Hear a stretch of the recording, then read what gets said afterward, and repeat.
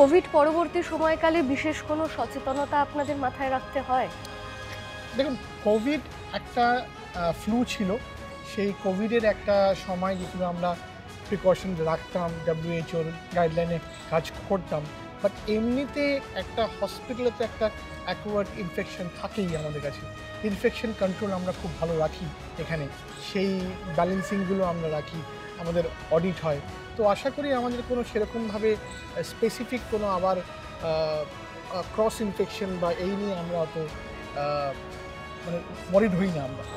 আমরা যেটা ব্রেন সার্জারির ক্ষেত্রে সবসময় একটা ভয় পাই যে বহুল খরচ সাপেক্ষ, সেই বিষয়টা আপনারা কিভাবে মানে খরচের দিকটার কথা মাথায় রেখে কিভাবে নিম্নবিত্ত বা মধ্যবিত্ত পরিবারগুলো আপনাদের এখানে এসে চিকিৎসা করাতে পারেন, সেটা কিভাবে খেয়াল রাখেন?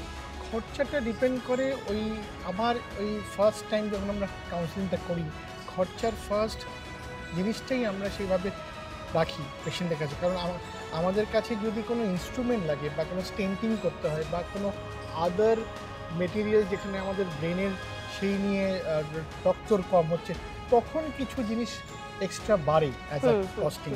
আদারওয়াইজ আমাদের স্ট্যান্ডার্ড প্যাকেজ আছে, সেই স্ট্যান্ডার্ড প্যাকেজেই আমরা সেই কাজগুলো করি। আর সেই ডিউরেশনেই আমরা চেষ্টা করি যে পেশেন্টকে ডিসচার্জ করে দেওয়া।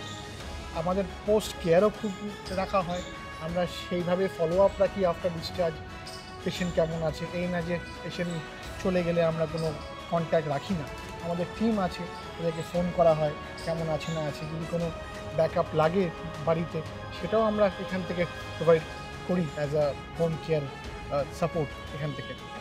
আপনার ক্ষেত্রে যদি একটু জানতে চাই যে আপনার তো দীর্ঘদিনের অভিজ্ঞতা, তো সেক্ষেত্রে আপনি কি এমন কোনো পরিস্থিতির সম্মুখীন হয়েছেন যেটা খুব চ্যালেঞ্জিং এবং যেটা করে আপনি নিজেও খুব স্যাটিসফাইড?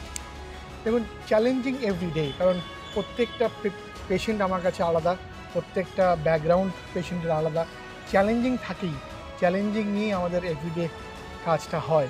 বাট যেটা মেন স্যাটিসফ্যাকশন হয় যখন একটা পেশেন্ট ভালো হয়ে বাড়ি যায়, তাদের স্মাইল, একটা মানুষকে আমরা ঠিক করছি, তারপরে সেখান থেকে একটা ব্রেনের সার্জারি, যেটা একটা প্রলং সার্জারি, সেখান থেকে আদার অর্গানেজও ইনফেক্টেড হয়, সেখান থেকে সেই ব্যাকগ্রাউন্ডে আমরা যখন পেশেন্টকে সেই রিকভারিতে যখন বাড়ি যায়, ওটা আমাদের কাছে একটা বিরাট স্যাটিসফ্যাকশন অলসো।